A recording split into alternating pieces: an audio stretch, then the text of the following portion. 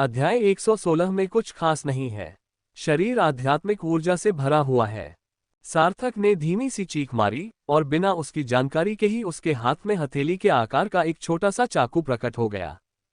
पुकारो, डिंग डिंग डिंग। 3 बार के बाद सार्थक 3 कदम पीछे लड़खड़ा गया। तीरों से उसकी आध्यात्मिक ऊर्जा चकनाचूर हो गई थी। वह हौंफने लगा। धनुष चलाने वाले युवक की आक्रमण शक्ति दुर्जय थी। अप्रत्याशित परिस्थितियों को छोड़कर एक शीर्ष स्तर का मछुआरा भी उन 3 तीरों का सीधे सामना करने की हिम्मत नहीं करेगा। बेशक सार्थक कोई साधारण व्यक्ति नहीं है। 3 बाणों से आक्रमण होते ही धनुषधारी युवक कराह उठा और आकाश से नीचे गिर पड़ा। उसकी छाती में तीर लग गए थे और सार्थक ने लगभग उसके हृदय में तीर मार दिया था। तलवार लिए हुए युवक ने खून की उल्टी की और सार्थक को ठंडी निगाहों से घूरते हुए कहा, घिनौना। सार्थक, हे, मैं। तुम्हें लगता है कि तुम्हारे लिए 5 के मुकाबले 1 से लड़ना सम्मानजनक है? फट गया। सार्थक ने अपनी छड़ी फिर से घुमाई, बिना किसी दया के, क्योंकि उसने देखा कि लड़के निडर बने रहे। उनका आक्रमण और बचाव स्थिर रहा। अगर सार्थक का अनुमान सही था तो ऊपर वाला आदमी उनका सहयोगी था। बैंग। जैसे ही सार्थक ने अपनी छड़ी घुमाई, उसने अपने सामने एक अधेड़ उम्र के व्यक्ति को खड़े देखा, जो अपनी छड़ी को रोकने के लिए उठा रहा था। सार्थक 3 मीटर से अधिक दूर जा गिरा और 4-5 कदम पीछे लड़खड़ा गया। रुको, गुस्से में सार्थक, बस करो, कमीने। सार्थक की शक्ति पल भर में भड़क उठी और उसने एक बार फिर बिना किसी रोक टोक के पागल दानव छड़ी को मुक्त कर दिया। यदि आत्मा राक्षस के साथ विलय होने के बाद वह इतना राक्षसी न हो गया होता तो वह अब तक उसमें विलीन हो चुका होता।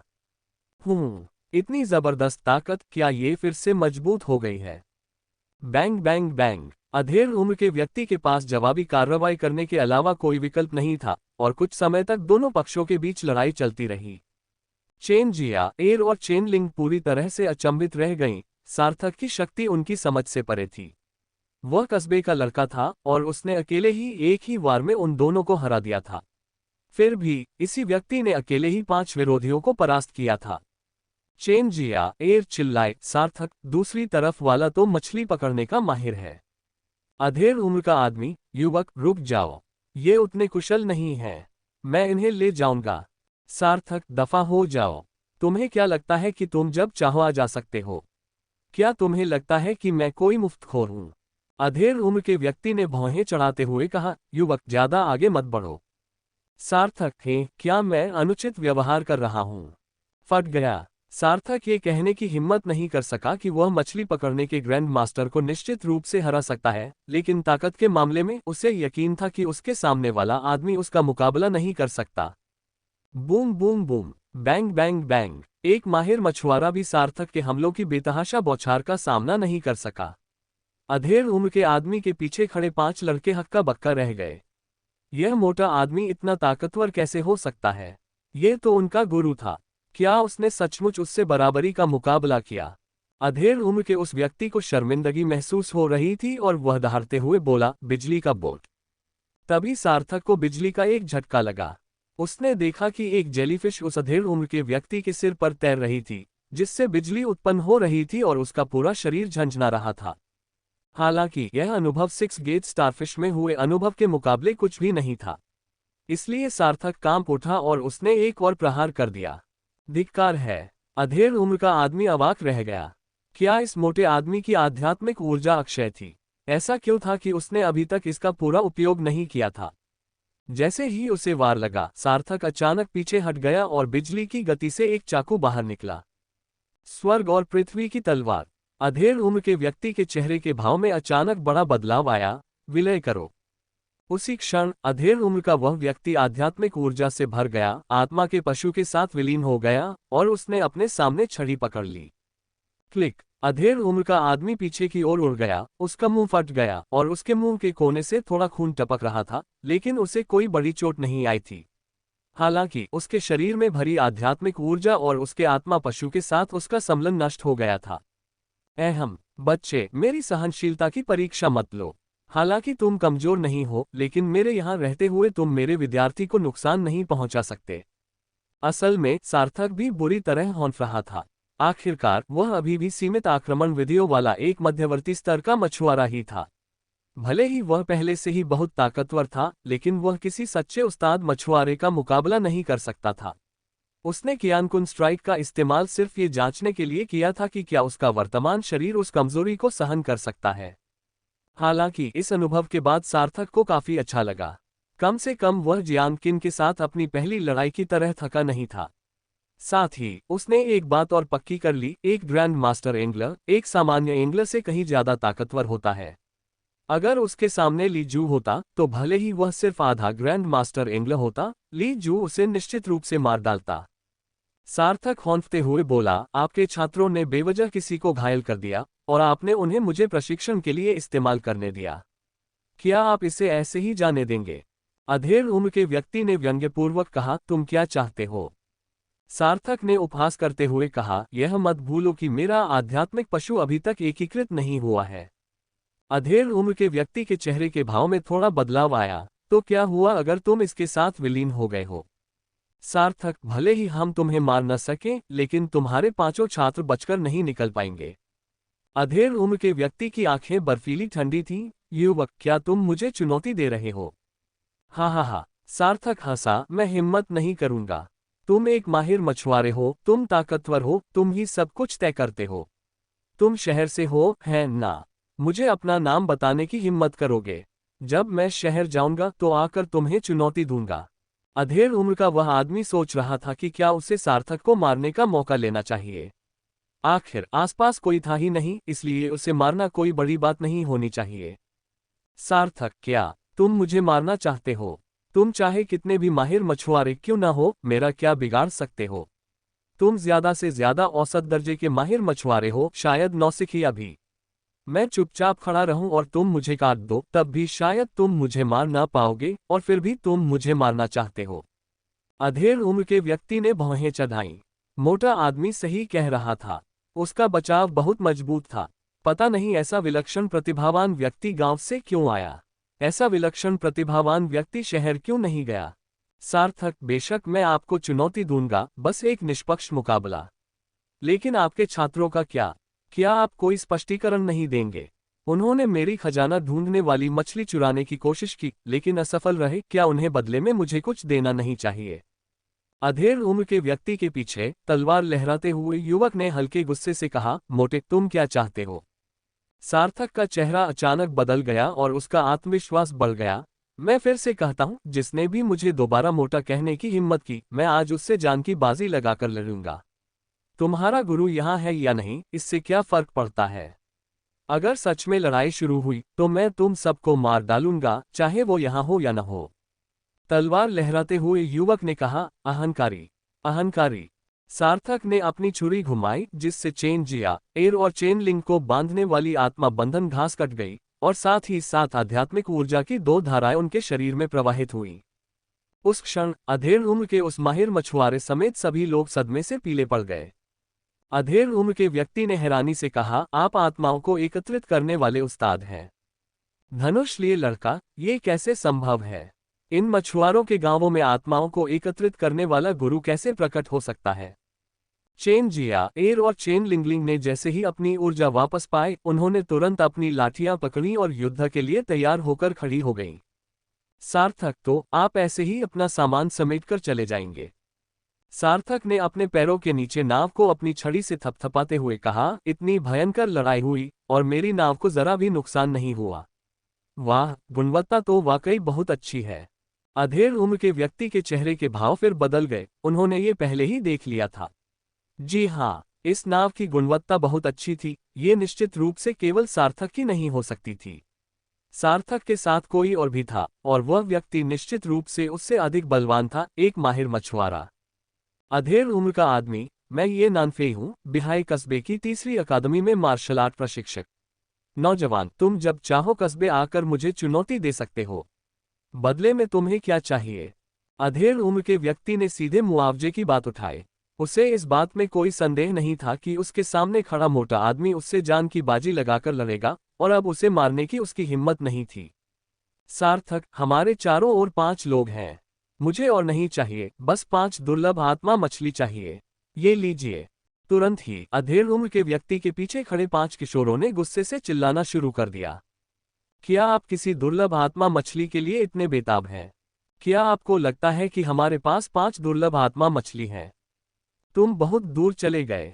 सार्थक हंसा। क्या मैं अनुचित व्यवहार कर रहा हूं? तुम्हें लगता है कि मैं अनुचित व्यवहार कर रहा हूं सिर्फ इसलिए कि तुम मुझे हरा नहीं सकते? मैं देखता हूं कि तुम सब अलग अलग प्रकार के आत्मा प्राणी हो। क्या तुम 5 दुर्लभ आत्मा मछलियां भी नहीं पैदा कर सकते? तलवार लहराते हुए युवक ने कहा, मैं तुम्हें 2 तलवारें दूंगा, इससे ज्यादा मैं तुम्हें नहीं दे सकता। सार्थक की आवाज अचानक 8 सप्तक ऊंची हो गई। तुम्हें लगता है मैं तुमसे मजाक कर रहा हूं? क्या तुम्हें लगता है मैं भिखारी हूं? अधेड़ उम्र के उस व्यक्ति ने सार्थक को गौर से देखा और पूछा, तुम किस गांव से हो? सार्थक, त्यानशुई गांव। सार्थक, अगर तुम बदला लेना चाहते हो तो तुम्हारा स्वागत है, अगर हिम्मत है तो। अधेड़ उम्र के उस व्यक्ति ने आंखें सिकोड़ते हुए कहा, मेरे पास एक दुर्लभ आत्मा केकड़ा भी है। मैं आपको पहले 3 दूंगा और बाकी 2 दिनों में आपके गांव के मुखिया को पहुंचा दिए जाएंगे। सार्थक को इस बात की परवाह नहीं थी कि उसे क्या मिलेगा। अंत में उसे 1 केकड़ा और 2 स्क्विड मिले, जिनमें से कोई भी मछली नहीं थी। लेकिन चूंकि वे सभी दुर्लभ थे, इसलिए सार्थक को कोई आपत्ति नहीं थी। सार्थक, ठीक है, अब आप जा सकते हैं। अधेड़ उम्र के उस व्यक्ति ने नाक सिकोड़ी और 5 छात्रों के साथ चला गया। जैसे ही वे जहाज पर चढ़े, सार्थक ने कहा, शहर के प्रतिभाशाली लोग कोई खास नहीं है। अध्याय 117। 9 पूंछ वाला मेंटिस झींगा। तलवार और धनुष लिए युवक अचानक रुक गए और गुस्से से पीछे मुड़े तो देखा कि सार्थक अपना पेट खुजा रहा था। वह उस जंगली मोटे आदमी से बिल्कुल अलग था जिससे उन्होंने अभी अभी लड़ाई की थी। जैसे ही मछली पकड़ने वाली नाव हवा में उठी, एक युवक ने गुस्से से कहा, धिक्कार है सार्थक पर, मैं उसे फिर कभी नहीं देखना चाहता, वरना मैं ये सुनिश्चित कर दूंगा कि वह इस अपराध से बच न पाए। तलवार चलाने वाला युवक चुप रहा, इसके बजाय उसने मध्यस्थ की ओर मुड़कर पूछा, गुरुजी, क्या ये व्यक्ति सचमुच मध्यवर्ती स्तर का मछुआरा है? यह इतना शक्तिशाली क्यों है? इसके अलावा यह आत्मा संग्रहण का उस्ताद भी है। लड़के के ये कहते ही सब चुप हो गए। हाँ, वो मोटा आदमी वाकई बहुत ताकतवर था। उन्होंने अपनी सारी युद्ध कला का इस्तेमाल कर लिया था, फिर भी उसकी त्वचा पर खरोंच तक नहीं आई थी। हार का ये भयानक एहसास उनके लिए असहनीय था। अगर सार्थक कस्बे का कोई विलक्षण प्रतिभा वाला लड़का होता तो बात अलग होती, लेकिन वो तो बस एक मछुआरे गांव का लड़का था। अधेड़ उम्र के व्यक्ति ने कहा, ये व्यक्ति कोई साधारण व्यक्ति नहीं है। इसकी आध्यात्मिक शक्ति असाधारण रूप से प्रचुर है। यद्यपि यह आत्माओं को एकत्रित करने वाला गुरु है, फिर भी इसने युद्ध के दौरान स्वयं कोई आध्यात्मिक शक्ति अवशोषित नहीं की। इसके अलावा इसकी रक्षात्मक क्षमता मुझसे भी कम है, इसलिए इसे अवश्य ही एक बड़ा अवसर मिला होगा। लेकिन किसी भी स्थिति में इस बार आपकी विफलता कोई बुरी बात नहीं है। आपसे अधिक सक्षम लोग हमेशा मौजूद होते हैं और हमेशा कुछ न कुछ ऐसा होता है जो आपकी समझ से परे होता है। आपको बस इतना जानना है कि इस दुनिया में प्रतिभाशाली लोगों की कोई कमी नहीं है। अधेड़ उम्र का वह व्यक्ति एक पल के लिए रुका। इसके अलावा एक मछुआरा गांव इस आदमी को सीमित नहीं कर सकता। एक दिन जब वह शहर में कदम रखेगा। अधेड़ उम्र के उस व्यक्ति ने बोलना जारी नहीं रखा, लेकिन सब लोग सिहर उठे। अगर यह मोटा आदमी कस्बे में आ जाए तो क्या ही होगा? क्या वे शीर्ष 100 में जगह बना पाएंगे? तलवार लिए हुए युवक ने संकोचपूर्वक एक प्रश्न पूछा। अधेड़ उम्र के व्यक्ति ने सिर हिलाते हुए कहा, यह संभव है। फुफकार। सभी आश्चर्य से हौंफ उठे। ये बहुत ही अपमानजनक था। 3 प्रमुख अकादमियों के शीर्ष 100 कम से कम शुरुआती स्तर के शीर्ष मछली पकड़ने के उस्ताद थे। धनुष पकड़े लड़के ने उसे कसकर पकड़ लिया। उसने हमेशा सोचा था कि उसकी विस्फोटक शक्ति बेजोड़ है और कस्बे में शीर्ष स्थान रखती है, लेकिन आज यह उसकी सुरक्षा को भी भेद नहीं पाए। उसने बुदबुदाते हुए कहा, क्या मेरी साधना का तरीका गलत है? ... अधेड़ उम्र के आदमी के जाने के बाद सार्थक एक मरे हुए सुअर की तरह डेक पर गिर पड़ा और कराहते हुए बोला, जिया, चलो वापस चलते हैं। मैं अब और बर्दाश्त नहीं कर सकता, मैं थक गया हूं, मैं हिल भी नहीं सकता। चेन जिया, और चेन लिंग हक्का बक्का रह गए। क्या तुमने अभी अभी ये नहीं कहा था कि अगर दूसरे पक्ष ने तुम्हें दुर्लभ आत्मा मछली नहीं दी तो तुम जान की बाजी लगा दोगे? तो क्या ये सब नाटक था? चेन जिया, क्या यह अभी भी संभव है? सार्थक, अब और बर्दाश्त नहीं हो रहा। ऐसा लग रहा है जैसे मेरे हाथ पैर मेरे अपने नहीं रहे। वह माहिर मछुआरा सचमुच बहुत ताकतवर है। मेरे पूरे बल से हमला करने पर भी उसने मुझे मामूली चोट ही पहुंचाई है। अगर सच में लड़ाई हुई तो मुझे भागना ही पड़ेगा। चेन लिंग ने आराम से कहा, सार्थक, तुम्हें जो अवसर मिला है वह वाकई असाधारण है। हमें यह विश्वास करना मुश्किल हो रहा है कि तुम अचानक इतने शक्तिशाली हो गए हो। चेन जिया एयर सहमत हो गई। वह तो एक माहिर मछुआरा था। इतनी आसानी से लड़ाई शुरू कर देना और यहां तक कि मामूली चोट भी खा लेना गर्व की बात थी। एक बेहतरीन मछली पकड़ने के क्षेत्र में उन्होंने शहर में किसी को भी किसी माहिर मछुआरे से लड़ने की हिम्मत करते नहीं देखा था। सार्थक, शायद आपको यकीन न हो, लेकिन जब लड़ाई की बात आती है तो आपको बेपरवाह होना पड़ता है। जैसे आज रात, चाहे आप जीते या न जीते, आपको पहले लड़ना होगा। सार्थक ने फिर से अपना पेट खुजलाया। जब अधेड़ उम्र के व्यक्ति और उसके साथियों ने उन 3 दुर्लभ जीवों को बाहर निकाला तो सार्थक का मन हुआ कि वह वाटरमार्क को बाहर निकाल कर वहीं रख दे। लेकिन फिर उसने सोचा कि शायद उसे पल भर के लिए अच्छा लगे, लेकिन उसके बाद आने वाली मुसीबतें असहनीय होंगी, इसलिए उसने यह विचार छोड़ दिया। कुछ देर आराम करने के बाद सार्थक धीरे धीरे उठा और तीनों आध्यात्मिक प्राणियों की ओर देखा। नाम लाइटनिंग क्रैब, स्तर 17, गुणवत्ता दुर्लभ, आध्यात्मिक ऊर्जा समाहित 210 अंक। सेवन के प्रभाव लाइटनिंग क्रैब रो मानव शरीर में विस्फोटक शक्ति को बढ़ा सकता है। संग्रहणीय केकड़े के पंजे, अवशोषक। सार्थक ने एक पल सोचा और महसूस किया कि झांग पेन का आत्मा जानवर एक बिजली का केकड़ा था और वह वास्तव में आज एक को अपने हाथों में लेने में कामयाब रहा था। सार्थक ने अपना सिर घुमाया और फिर से दोनों स्क्विड की ओर देखा। नाम स्विफ्ट स्क्विड, स्तर 16, गुणवत्ता दुर्लभ, आध्यात्मिक ऊर्जा समाहित 140 अंक। उपभोग के प्रभाव दीर्घकालिक सेवन शरीर की नसों की लचीलता को बढ़ा सकता है। संग्रहणीय वस्तु इंकस्टोन, जिसका उपयोग भागने के लिए किया जाता है। अवशोषक। सार्थक ने गहरी सांस ली। उसके पास पहले से ही एक उत्परिवर्तित मंटिस श्रिम्प किंग और 4 दुर्लभ जीव थे। वह यहाँ दानव संवर्धन में हाथ आजमाने में काफी दिलचस्पी रखता था, ये देखने के लिए कि वह किस प्रकार का जीव बना सकता है। बेशक यह एक ऐसा रहस्य था जिसे वह बाहरी लोगों को नहीं बता सकता था। सार्थक ने अपनी उत्तेजना को दबाया और पहले वापस जाने का फैसला किया। सार्थक, जिया, एयर, शियाओलिंग, तुम दोनों बाद में ग्राम प्रधान के पास जाकर दुर्लभ आध्यात्मिक वस्तुएं ले आओ। मैं साधना करने वापस जा रहा हूँ। चेन जिया, एयर, ये ठीक नहीं है, तुमने इसे चुराया है। चेन लिंग, हाँ, तुम इसे अपने पास रख सकती हो। सार्थक, मुझसे इतनी विनम्रता मत बरतो। आखिर हम सब एक ही नाव में हैं। ये तो बस 2 मछलियां हैं, मैं तुम्हें दे दूंगा। इतनी सारी दुर्लभ आत्मा मछलियों का मैं क्या करूंगा। चेन जिया, एयर, ये। सार्थक, मुझे वास्तव में इतने लोगों की जरूरत नहीं है।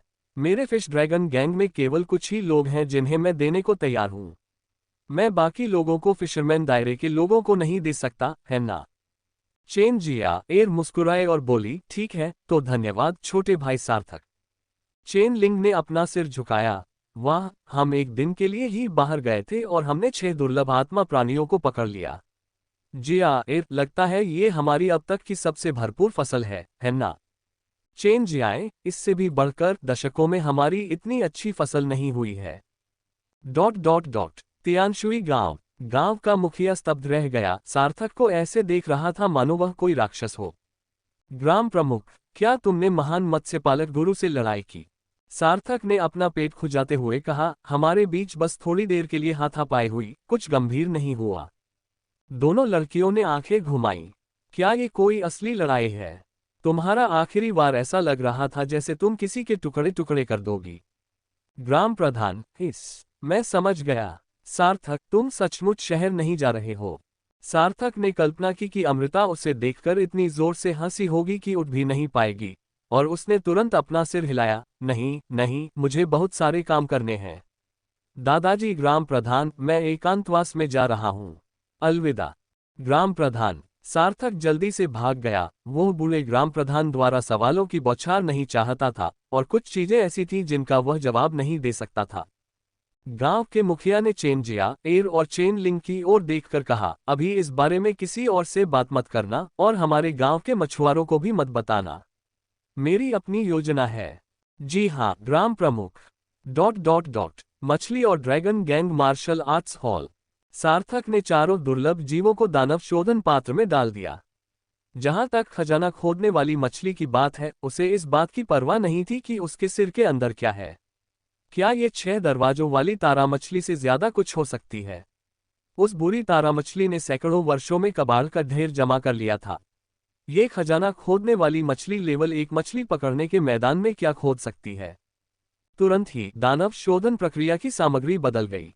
दानव शोधन, उत्परिवर्ती मंटिस झींगा राजा, खजाना खोदने वाली मछली, बिजली का केकड़ा, तेज स्क्विड। कीमत 10,000 स्पिरिट पॉइंट्स। सम्मलन परिणाम अज्ञात। क्या इसे परिष्कृत किया जाना चाहिए? सार्थक ने अपनी 680,000 से अधिक आध्यात्मिक ऊर्जा को देखा और सोचा कि मात्र 10,000 आध्यात्मिक ऊर्जा उसके लिए कुछ भी नहीं है। परिष्कृत करें। वे पांचों दुर्लभ जीव पलक झपकते ही चकनाचूर हो गए और एक अंधेरे भांवर में समा गए। धीरे धीरे जो बाहर निकला वह एक लंबी पूंछ वाला हल्के सुनहरे रंग का मेंटिस झींगा था। अनुबंधित आत्मा पालतू। नाम 9 पूंछ वाला मेंटिस झींगा, 3 पूंछ वाला। परिचय, उत्परिवर्तित मेंटिस झींगा में तीव्र गति और अत्यंत शक्तिशाली आक्रमण क्षमता होती है। ये खुद को छिपाने और अपने शिकार पर घात लगाने में माहिर है। जब यह अपने पूर्ण रूप में विकसित हो जाता है तो इसकी 9 पूंछें 9 दिव्य जंजीरों में बदल जाती हैं, जिससे ये युद्ध में अत्यंत शक्तिशाली हो जाता है। स्तर 14, गुणवत्ता लीजेंड, आध्यात्मिक ऊर्जा से युक्त 690 अंक। भोजन सर्वाहारी झींगा मछली को प्राथमिकता देता है। नोट, वर्तमान स्थिति 3 पूंछ वाला, परिष्करण जारी रखा जा सकता है। फुफकार, धिक्कार है, ये चीज तो काफी शक्तिशाली है। जैसे ही सार्थक ने बोलना समाप्त किया, उनके सामने 3 मीटर से अधिक लंबा एक उत्परिवर्तित मेंटिस झींगा प्रकट हुआ, जिसके पिछले हिस्से के पीछे किसी अज्ञात पदार्थ से बनी 3 लंबी पूंछें लहरा रही थीं। 9 पूंछ वाले मेंटिस झींगे ने सार्थक को देखते ही उस पर झपट्टा मारा और मैंने सार्थक को अपने 6 पंजों से पकड़ लिया। मुझसे दूर रहो। क्या तुम्हें लगता है कि तुम कुत्ते हो? तुम्हारी जीभ नहीं है और तुम्हारा पूरा शरीर बस एक खोल है। Bang bang. सार्थक ने देखा कि कुछ गड़बड़ है। 9 पूंछ वाला मेंटिस झींगा उससे टकरा रहा था।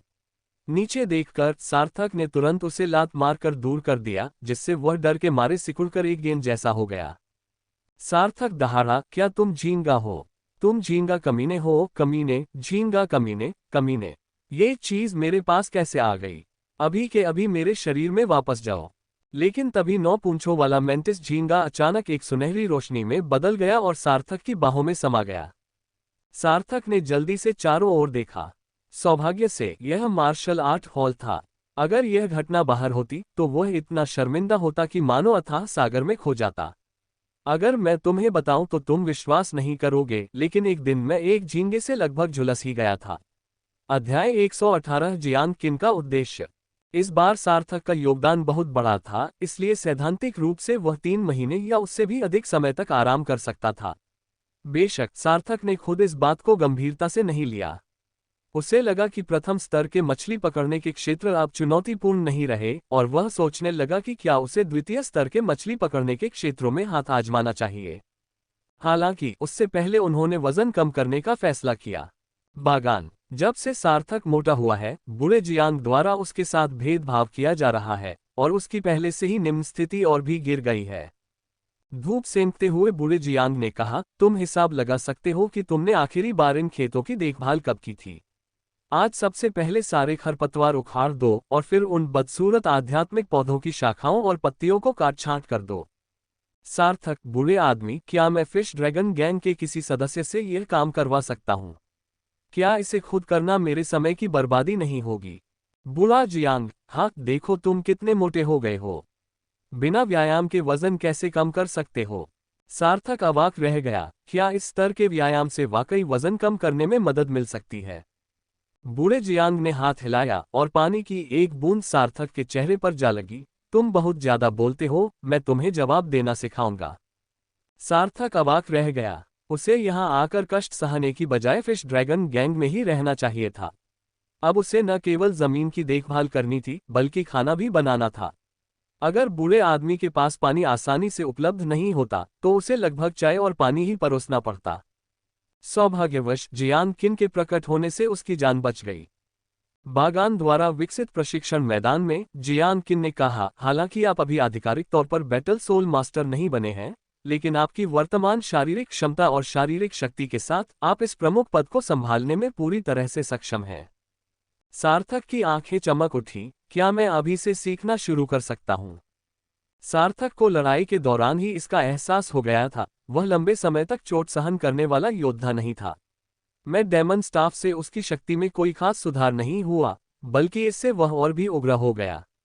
उसकी असली युद्ध शक्ति फ्यूरी का इस्तेमाल लंबे समय तक नहीं किया जा सकता था, और यूनिवर्स स्ट्राइक के एक ही वार से वह बेहद कमजोर महसूस करने लगता था। दोनों ही हमले अचानक होते थे, जिससे उसके जैसे ही मजबूत योद्धा से लड़ना मुश्किल हो जाता था। जियान किन, मैंने सुना है कि आपने ग्रैंड मास्टर एंग्ले के साथ मुकाबला किया, कैसा रहा? सार्थक, मुझे लगता है कि प्रतिद्वंदी ने पूरी ताकत नहीं लगाई और न ही उन्होंने कोई विशेष युद्ध तकनीक का इस्तेमाल किया। हालांकि मैं इस बात की पुष्टि कर सकता हूं कि प्रतिद्वंदी की ताकत और शारीरिक क्षमता औसत दर्जे की है। जियान किन को शर्म महसूस हुई। ऐसा सिर्फ तुम ही कह सकते हो। अगर कोई और होता तो शायद उसे पीट पीट कर मार डाला जाता। जियान किन, और कुछ? सार्थक, और एक और बात, शहर के छात्र वाकई कमाल के हैं। उनके पास तरह तरह के विचित्र आत्मा प्राणी और विविध प्रकार के युद्ध कौशल हैं। और खासकर उनके हथियार, अब वे सब लाठियों का इस्तेमाल नहीं करते। जियान किन, सामान्यतः मछुआरे का मुख्य हथियार लंबी छड़ी ही होती है, क्योंकि आम लोगों के पास चाकू, भाले, तलवार और हलबट जैसे विशेष हथियार नहीं होते। अगर वे इनका इस्तेमाल करते भी हैं तो ज्यादातर चीजों को तोड़ने के लिए ही करते हैं, इसलिए छड़ी का इस्तेमाल करना बेहतर है। सार्थक, मुझे लगता है कि धनुष बहुत बढ़िया है। यह अविश्वसनीय रूप से घातक है। जियान किन ने सिर हिलाते हुए कहा, युद्ध में धनुष चलाना सबसे कठिन युद्ध कौशलों में से एक है। क्या आपको लगता है कि यह आसान है? हर दिन हजारों बार काल्पनिक लक्ष्यों पर तीर चलाने का अभ्यास करना पड़ता है, दिन रात, साल दर साल, तभी आप इतने कुशल हो पाते हैं। क्या आपको लगता है कि यह आसान है? सार्थक ने अपना पेट खुजाया। तीरंदाजी भला कौन नहीं कर सकता? मैं तो पेशेवर तीरंदाजी प्रशिक्षण केंद्र में वरिष्ठ छात्र हुआ करता था। सार्थक, तो मैं चाकू का इस्तेमाल करूंगा। जियान किन, मैंने यही अनुमान लगाया था। तुम्हारे वर्तमान कद को देखते हुए मुझे अभी भी एक बड़े चाकू की आवश्यकता होगी। सार्थक, बहन किन, कृपया कोई व्यक्तिगत हमला न करें। जियान किन मुस्कुराई, लेकिन उनका चेहरा तुरंत गंभीर हो गया। सार्थक, मैं तुम्हें फिर से बता दूं, क्या तुम आत्मा स्वामी बनना चाहते हो? यह आत्मा संग्राहक बनने से बिल्कुल अलग है। आत्मा संग्राहक बनना तुम्हारा अपना भाग्य है, लेकिन तुम्हें आत्मा स्वामी बनाने का मेरा निर्णय तुम्हारा भाग्य नहीं, बल्कि एक सौदा है। तुम मुझसे आत्मा स्वामी के सभी कौशल सीखोगे, इसलिए तुम्हें मुझसे एक वादा करना होगा, जिसमें जीवन और मृत्यु का सवाल हो सकता है। जियान किन को गंभीर देखकर सार्थक ने मजाक करना बंद कर दिया और गंभीरता से जवाब दिया, बहन किन, चलिए मुद्दे पर आते हैं। जियान किन ने सार्थक की ओर पीठ फेरते हुए कहा, मैं तुम्हें बताना नहीं चाहती थी क्योंकि तुम बहुत कमजोर थे, लेकिन अब मैंने अपना मन बदल लिया है। क्या तुम जानते हो कि मैं और मेरे दादाजी तियानशुई गांव क्यों आए थे? सार्थक ने अपना सिर हिलाया, वह भी हैरान था। जब वह पहली बार उस बूढ़े से मिला तो उसे लगा कि वह असाधारण है। तियानशुई गांव में इतने बड़े बागान का मालिक कोई कमजोर कैसे हो सकता है? यह असंभव था, वह गांव के मुखिया से तो बिल्कुल भी कमजोर नहीं था। बाद में उसने देखा कि बूढ़े जियांग ने बिना पैर हिलाए, सिर्फ हाथ हिलाकर गांव के मुखिया को आसानी से हरा दिया। ये तो एक माहिर मछुआरा भी नहीं कर सकता। जियांग किन, मेरे दादाजी और मैं कियानिक्सिंग शहर से हैं। हाँ, उसी जगह से जहां से फोंगजे हैं। सार्थक ने होठों को चटकाते हुए कहा, मैंने यही अनुमान लगाया था। तुमने फोंगजे के बारे में बात करते समय कोई सम्मान नहीं दिखाया, तो क्या तुम फोंगजे को अपने बराबर या यहां तक कि खुद से हीन समझते हो? जियान किन ने सार्थक को उत्सुकता से देखा, तुम काफी चतुर हो, लेकिन जब तुम फोंगजे के बारे में बात करते हो तो बिल्कुल भी सम्मान क्यों नहीं दिखाते? क्या वह तियानशुई गांव में सभी की नजरों में भगवान नहीं है? सार्थक, भगवान? उफ, इस दुनिया में इतने सारे भगवान नहीं हैं। फोंगजे ज्यादा से ज्यादा शहर का एक आम आदमी है। वो शायद ही किसी ऊंचे ओहदे का हो। वो बस इस छोटी सी जगह में ही अकड़ दिखा सकता है। मुझे उसका इतना सम्मान क्यों करना चाहिए? मेरा लक्ष्य तो अनंत सागर है। शायद मैं उससे पहले भगवान बन जाऊं। आह! सार्थक को एक थप्पड़ पड़ा और वह हवा में उड़ गया। जियान किन ने उसे डांटते हुए कहा, तुम इतने बुरे नहीं हो, फिर भी तुम्हारे मन में बहुत सारे विचार हैं। तुम्हें अभी कुछ मामूली मौके ही मिले हैं, फिर भी तुम इतने घमंडी हो। तुम्हारे जैसे व्यक्ति का साधना के मार्ग में नाश होना तय है। सार्थक झट से खड़ा हुआ और बोला, इसीलिए मुझे अपना वजन कम करना होगा ताकि मैं बहुत तेज दौड़ सकूं। अगर मैं जीत सकता हूं तो मैं लड़ूंगा, अगर नहीं जीत सकता तो मैं भाग जाऊंगा। यही सही तरीका है। जियान किन का मन कर रहा था कि इस कमीने को थप्पड़ मारकर जान से मार दे। भला वो इतने आत्मविश्वास से कैसे भाग गया। जियान किन ने हाथ हिलाते हुए कहा, ठीक है, मैं इस बेतुकी बात पर तुमसे बहस नहीं करने वाली। मैंने तुम्हें सोल मास्टर इसलिए बनाया है ताकि मैं तुम्हें किसी खास व्यक्ति को ढूंढने में मदद कर सकूं।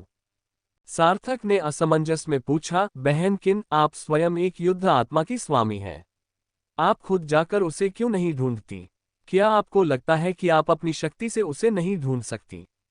जियान किन, तुम्हें क्या लगता है कि मैंने तुम्हें नहीं ढूंढा? मेरे दादाजी और मैं 3 साल से इस तैरते हुए द्वीप पर हैं और हमने खोजना कभी बंद नहीं किया। मैंने तुम्हें इसलिए चुना क्योंकि तुम बहुत भाग्यशाली हो। 1-2 बार तो मुझे कोई फर्क नहीं पड़ा, लेकिन 3, 4, 5 या 6 बार ऐसा होने के बाद मुझे तुम्हें अलग नजरिए से देखना पड़ा। सार्थक ने अपना पेट खुजाते हुए कहा, दरअसल मैंने अपनी क्षमताओं पर भरोसा किया। हाँ, प्रथम और द्वितीय स्तर के मछली पकड़ने के मैदान जैसी जगहों को अनगिनत शक्तिशाली लोगों ने अनगिनत बार खोजा है। फिर भी तुम बार बार ऐसी जगहों पर अवसर ढूंढ लेते हो। तुम्हें क्या लगता है मैं क्या सोचूंगा? तुम तो पानी के अंदर की गुफा में भी घुस गए और जिंदा बाहर आ गए। इसका मतलब है कि तुम वाकई भाग्यशाली हो।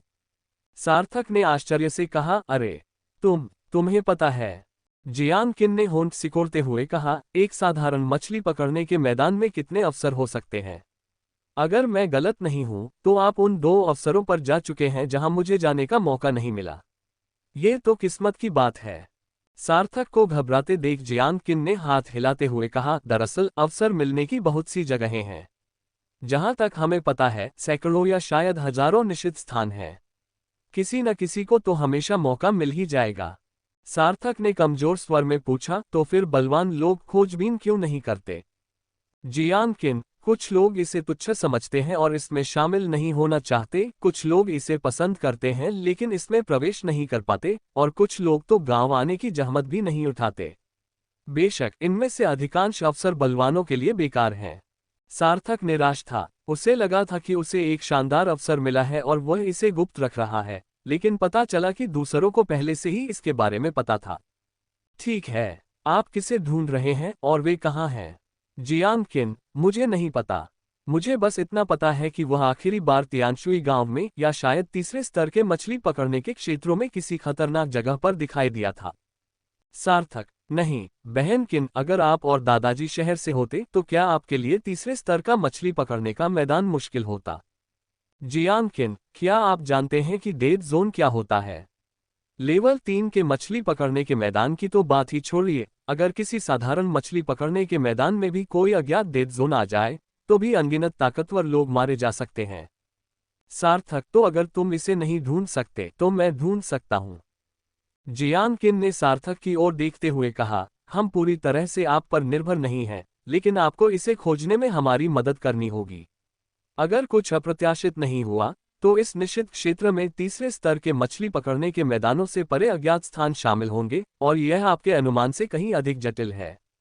इसके अलावा मैंने न केवल आपको बल्कि दूसरों को भी खोजा है, बस आप में अधिक क्षमता दिखाई देती है। सार्थक ने झुंझलाहट से भौहें चढ़ा ली। तो क्या मैं सिर्फ एक बैकअप विकल्प हूं? सार्थक सोच रहा था कि क्या तथाकथित रहस्य उस बूढ़े बदमाश रेन तियानफेई द्वारा छोड़े गए खजाने में छिपा हुआ है। उस बूढ़े आदमी के बारे में कुछ भी कहना वाकई मुश्किल था। जियान किन, लेवल 1 मछली पकड़ने के मैदान में आपके प्रदर्शन को देखते हुए शायद जल्द ही कोई आपको शहर बुलाएगा। आपके पास जाने के अलावा कोई विकल्प नहीं होगा, चाहे आप जाना चाहें या न चाहें।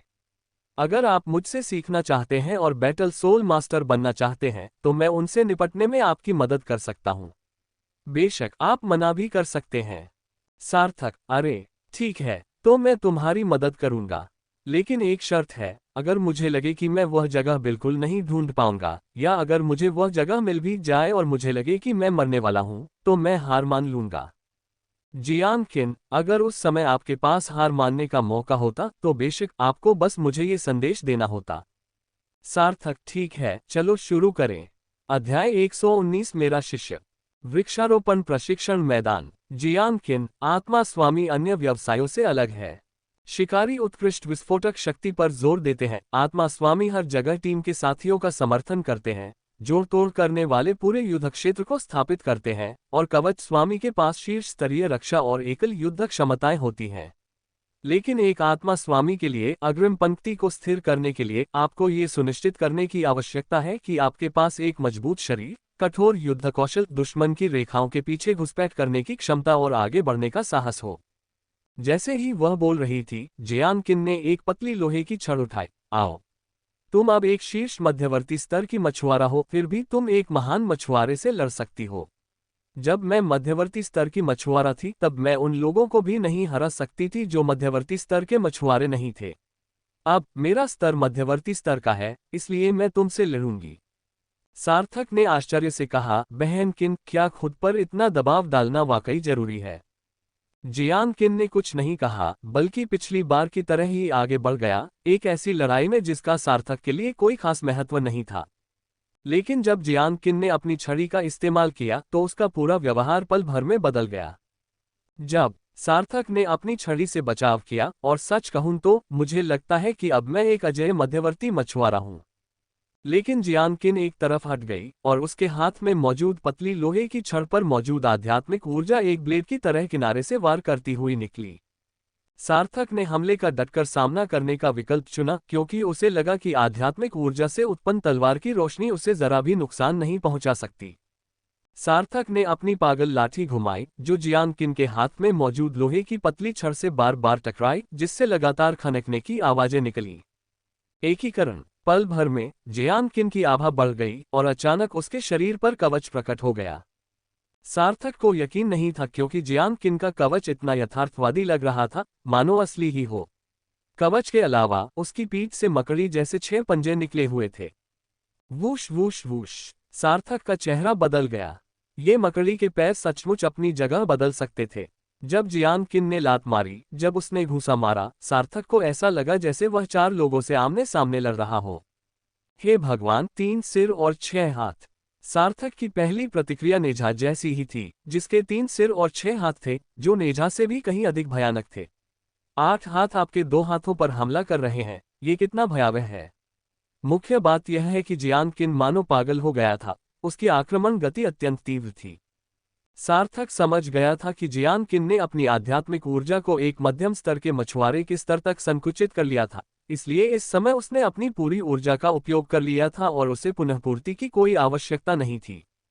डिंग डिंग डिंग। सार्थक ने पाया कि उसकी पागल की छड़ी एक ही समय में 8 हाथों वाले 4 लोगों के बिजली की गति से किए गए हमले का सामना करने में पूरी तरह असमर्थ थी।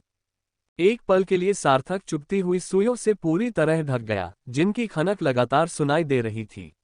जब सार्थक को लगा कि सब कुछ खत्म हो गया है, तभी उसने जियांग किन को चिल्लाते हुए सुना, जल रहा है। उसी क्षण जियांग किन की आवाज उसके कानों में पड़ी और सार्थक का खून खौल उठा।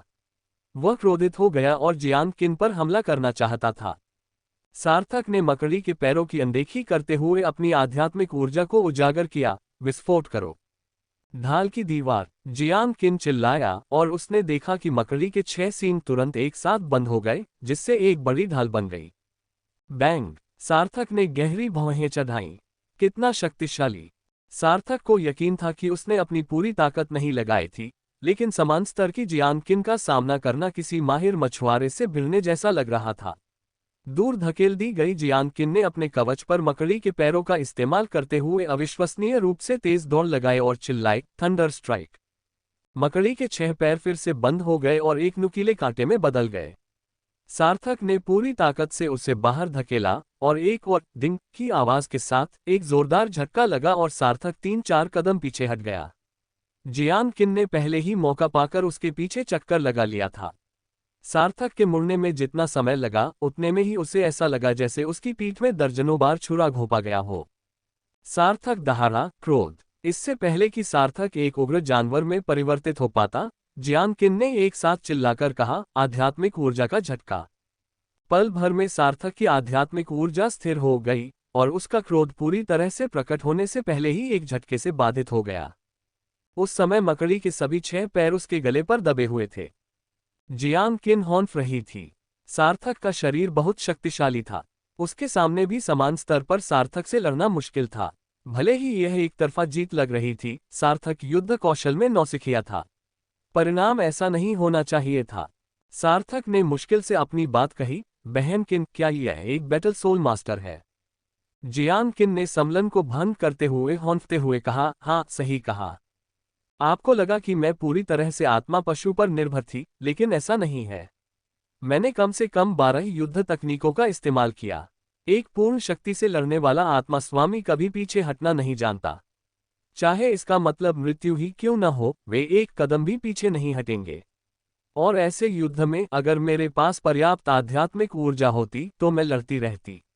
अगर यहाँ कोई आत्मा संग्राहक गुरु मेरी मदद के लिए होता तो मैं बिना रुके लड़ सकती थी, जब तक कि दुश्मन मुझे हरा न दे और मार न डाले।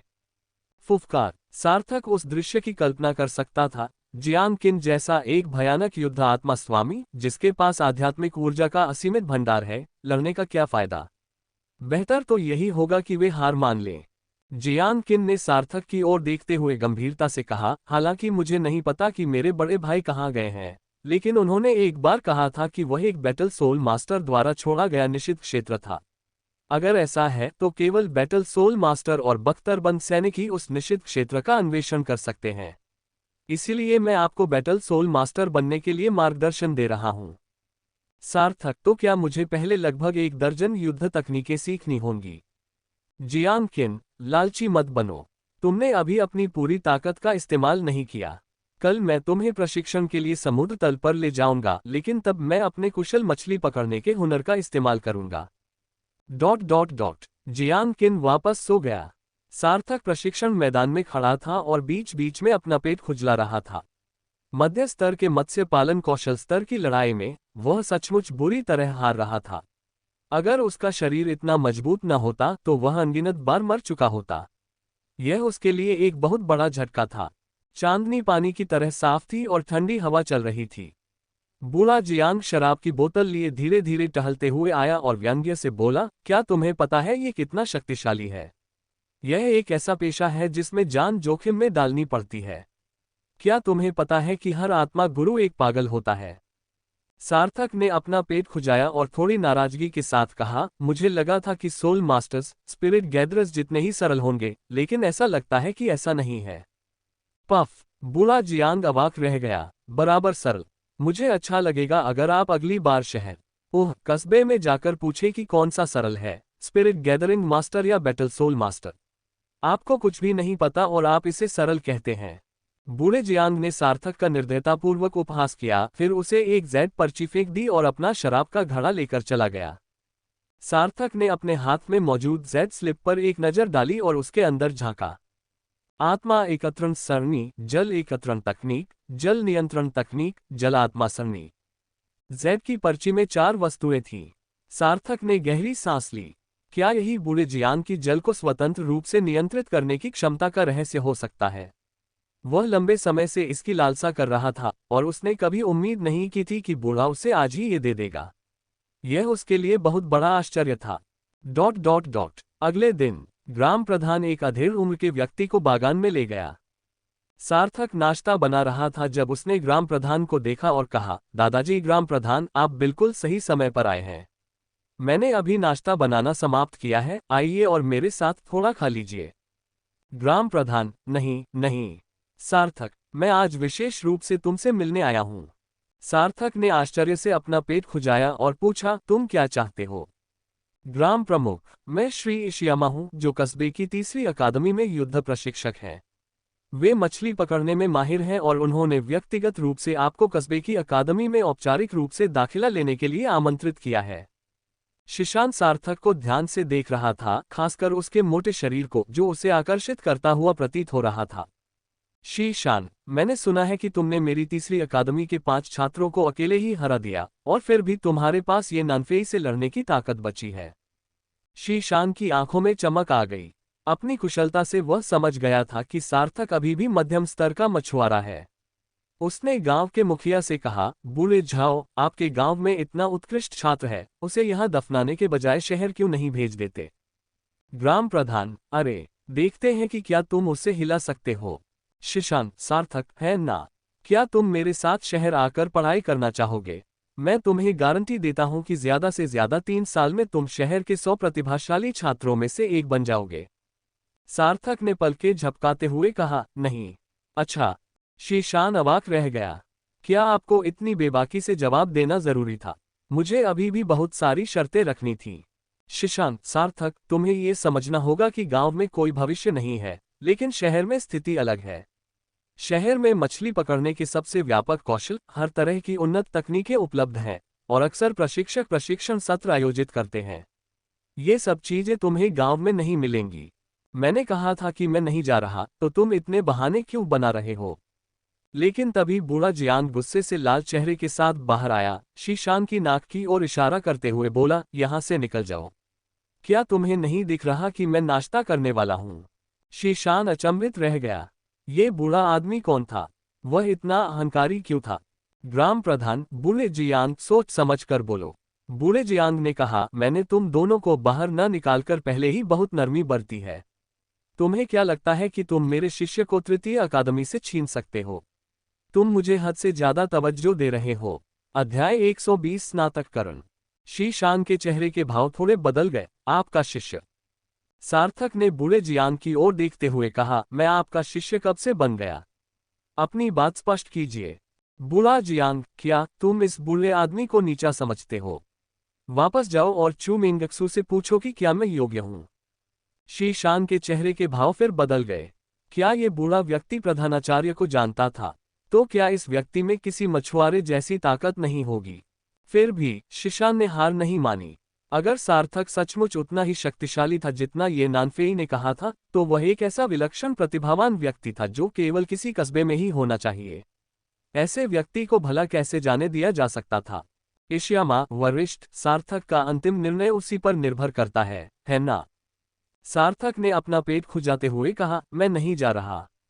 मुझे यहाँ बहुत सारे काम करने हैं। शीशान का चेहरा गुस्से से लाल हो गया। बच्चे, क्या तुम थोड़ा और समझदार नहीं हो सकते? क्या तुम्हें अवसर का मतलब भी नहीं पता? बूढ़ा जियांग, क्या तुमने वह आवाज सुनी? जल्दी करो और चले जाओ, इस बूढ़े आदमी के भोजन में खलल मत डालो। शीशान बेहद निराश महसूस कर रहा था, लेकिन ऐसा लग रहा था कि बूढ़े व्यक्ति ने उसके सामने अपनी पहचान उजागर कर दी थी, और वह बल प्रयोग करने की हिम्मत नहीं कर रहा था, इसलिए वह केवल अपने गुस्से को दबाने के अलावा कुछ नहीं कर सकता था। शीशान, सार्थक, मैंने सुना है कि तुम और ये नानफेई बड़ी बड़ी बातें कर रहे थे, कह रहे थे कि तुम उसे शहर में चुनौती देने वाले हो। ठीक है, तो मैं स्कूल में तुम्हारा इंतजार करूंगा। गांव का बुजुर्ग असहाय होकर देखता रहा, फिर अंत में उसने सार्थक के कंधे पर हाथ रखकर कहा, अपना ख्याल रखना और वजन कम करना। सार्थक, जियान किन आलस से घर से बाहर निकली, एक कटोरा उठाया, उसमें से मछली के गोले निकाले और उन्हें अपने मुंह में डाल लिया। जियान किन, चलो खाना खाकर चलते हैं। 6 महीने बाद। 6 महीने के प्रशिक्षण के बाद सार्थक का वजन काफी कम हो गया है, शायद मांस की लगभग 3 परतें, लेकिन इस उच्च तीव्रता वाली लड़ाई के तहत उसकी लंबाई लगातार बढ़ती रही है, और वह पहले से ही 1.6 मीटर से अधिक लंबा है। लेकिन हाल ही में सार्थक परेशान है। उनकी आध्यात्मिक ऊर्जा, जो लगभग 700,000 थी, अब घटकर 70,000 से भी कम रह गई है, जिससे वे बहुत दुखी हैं। वे सोच रहे हैं कि क्या उन्हें छुट्टी लेकर बाहर जाकर खजाने की खोज करने का अवसर तलाशना चाहिए। सुबह, सार्थक आलू और मछली के गोले का स्टू बना रहा है, जो इस समय बहुत गर्म है। जियान किन को बाहर आते देख सार्थक ने उनका अभिवादन करते हुए कहा, बहन किन, नाश्ता तैयार है। क्या आज हम फिर से बेहतरीन मछली पकड़ने के स्थानों पर जा रहे हैं? जियान किन, आज कोई प्रशिक्षण नहीं, और भविष्य में भी कोई प्रशिक्षण नहीं। सार्थक वहां चम्मच हाथ में लिए स्तब्ध खड़ा था और हिचकिचाते हुए पूछा, क्या मैंने स्नातक की उपाधि प्राप्त कर ली है? जियान किन, तुम अभी भी काफी कुशल नहीं हो। तुमने अभी सिर्फ मुझसे लड़ने की आदत डाली है, लेकिन इस दुनिया में अनगिनत युद्ध तकनीकें हैं, और तरह तरह के विचित्र और अद्भुत आत्मा जंगली जीव हैं, जिनमें से हर एक की अपनी अनूठी विशेषताएं हैं। पानी के अंदर की लड़ाई अब तुम्हारे किसी काम की नहीं होगी। जाओ गांव में जाकर मदद करो। मदद, जियान किन ने बेपरवाही से कहा, संसाधनों के लिए प्रतिस्पर्धा शुरू हो चुकी है। चूंकि तुम अभी भी गांव में हो, जाओ और मदद करो। पहले जाकर दूसरे गांवों के विशेषज्ञों से संपर्क करो। सार्थक संसाधन युद्ध। जियांग किन, हर साल बिहाई टाउन के अधिकार क्षेत्र में आने वाले 8 गांव वार्षिक क्यूई बढ़ाने वाले तरल संसाधनों के आवंटन के लिए प्रतियोगिता में भाग लेने वाले गांव के सर्वश्रेष्ठ मछुआरों का चयन करेंगे। सार्थक ने आश्चर्य से पूछा, स्पिरिट अवेकनिंग लिक्विड जीतने के लिए आपको एक प्रतियोगिता में भाग लेना होगा। जियांग किन ने उपहास उड़ाते हुए कहा, नहीं तो क्या तुम्हें लगता है कि यह मुफ्त है? याद रखो, अगर दूसरा पक्ष ग्रैंड मास्टर एंगलर नहीं है तो तुम्हें केवल इंटरमीडिएट एंगलर की ताकत का ही इस्तेमाल करने की अनुमति है। सार्थक, ठीक है, कोई बात नहीं। तभी बूढ़ा जियांग धीरे धीरे कमरे से बाहर निकला और आराम से बोला, बुनियादी आत्मा संग्रहण तकनीक के अलावा आत्मा संग्रहण सरणी, जल नियंत्रण तकनीक, जल आत्मा सरणी और अन्य आत्मा संग्रहण मास्टर युद्ध कौशल का उपयोग न करें। सार्थक ने फिर सिर हिलाया। ठीक है। सार्थक को पता था कि उसने सचमुच इस कला में महारत हासिल कर ली है। जैसे ही वह बागान से बाहर निकला, उसकी मुस्कान और चौड़ी होती गई, उसका मुंह और भी खुलता गया। हा, आखिरकार मुझे अब खेती नहीं करनी पड़ेगी। ... फिश ड्रैगन गैंग अब तियानशुई गांव की दूसरी सबसे बड़ी ताकत बन गई है, जो तियानशुई के वान परिवार से थोड़ी ही कमजोर है। हालांकि धन कमाने के मामले में फिश ड्रैगन गैंग लगभग वान परिवार को कुचल सकती है। फिश एंड ड्रैगन गैंग की एक आंतरिक बैठक। सार्थक, मेरे एकांतवास के दौरान क्या कोई मुझे परेशान करने आया है? ली गान, युवक स्वामी, चिंता मत कीजिए, कुछ भी नहीं है। सार्थक, ठीक है, मुझे समझ आ गया। गांगजी, आजकल मेरे फिश ड्रैगन गैंग का कारोबार कैसा चल रहा है? ली गैंग अब वह मामूली गुंडा नहीं रहा जो वह कभी हुआ करता था। ऐसा लगता है कि वह सार्थक के नक्शेकदम पर चल रहा है। उसका पेट अब पहले से कहीं ज्यादा बड़ा हो गया है। ली गैंग, युवा स्वामी, पिछले 6 महीनों में हमारे फिश ड्रैगन गैंग ने खूब धन कमाया है। हमने पूर्वी, पश्चिमी, उत्तरी और दक्षिणी बाजारों में नए हॉटपॉट रेस्तरां खोले हैं और फिश ड्रैगन शतरंज और कार्ड रूम की संख्या दोगुनी हो गई है।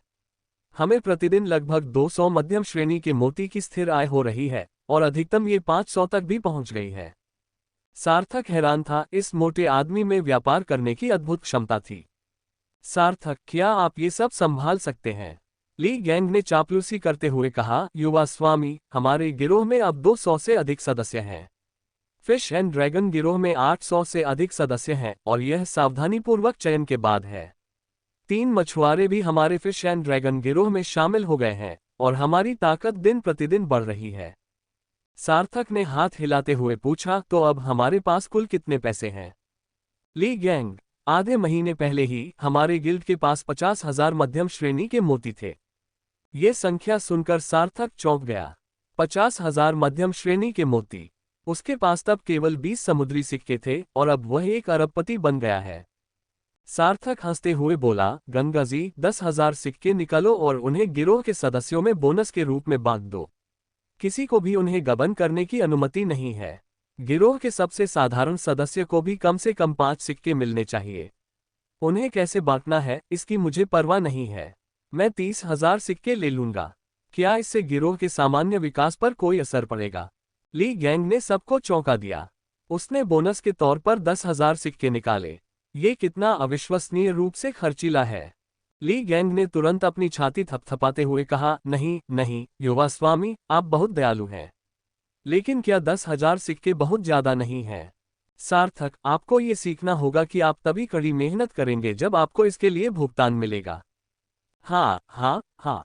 फिश ड्रैगन गैंग अब हिंसक और आक्रामक गिरोह नहीं रहा। सार्थक को लगता है कि अगर बागान के संसाधन सीमित नहीं होते तो इस व्यवसाय को कस्बे या शहर तक भी बढ़ाया जा सकता था और वह निश्चित रूप से एक शीर्ष स्तरीय उद्योगपति बन सकता था। फिश ड्रैगन गैंग के मामलों को निपटाने के बाद सार्थक गांव के मुखिया के घर की ओर चल पड़ा। शायद जियांग किन से प्रभावित होकर अब उसे लड़ाई से कोई हिचक नहीं थी, बल्कि वह कुछ उत्साहित भी लग रहा था। 8 गांव, जो लोग इसमें भाग लेने का साहस करते हैं वे जरूर असाधारण व्यक्ति होंगे। ग्राम प्रधान का घर। जब सार्थक वहां पहुंचा तो उसने पाया कि गांव के मुखिया के घर में 50 से अधिक मछली पकड़ने के प्रशिक्षक थे। वाह नन्हे सार्थक, तुमने अपना प्रशिक्षण पूरा कर लिया। चेन जिया एर ने सबसे पहले उनका अभिवादन किया। सार्थक की छाती की मांसपेशियों को जोर से थपथपाया और खुशी से हंस पड़ी। सार्थक के चेहरे के भाव बदल गए। रुको, तुम किसी आदमी की छाती को नहीं छू सकते। पूह। चेन जिया एर शर्मा गई। तुम्हारी उम्र कितनी है? तुम्हें छूने में क्या बुराई है? सार्थक चौंक गया, आवाज की दिशा में देखा और आश्चर्य से बोला, अमृता, तुम कब वापस आए? हा हा हा। सार्थक, तुम सच में मोटे हो गए हो, हा हा हा। क्या तुम मुझे हंसा हंसा कर मार डालना चाहते हो? सार्थक का चेहरा तुरंत गुस्से से लाल हो गया। उसे पता था कि ऐसा ही होगा। फैटी को क्या हुआ? क्या फैटी ने तुम्हारी बड़ी पीली मछली खा ली? सार्थक, अमृता चुप रहो, छोटी बौनी। क्या तुम में थोड़ी सी भी शालीनता नहीं हो सकती? तुम किसे बौना कह रहे हो? तुम किसे मोटा कह रहे हो? जब सार्थक लिटिल फिश से बहस कर रहा था, तभी उसने कई अन्य लोगों को भी देखा। वांग बयू ने सार्थक को सिर हिलाकर अभिवादन किया।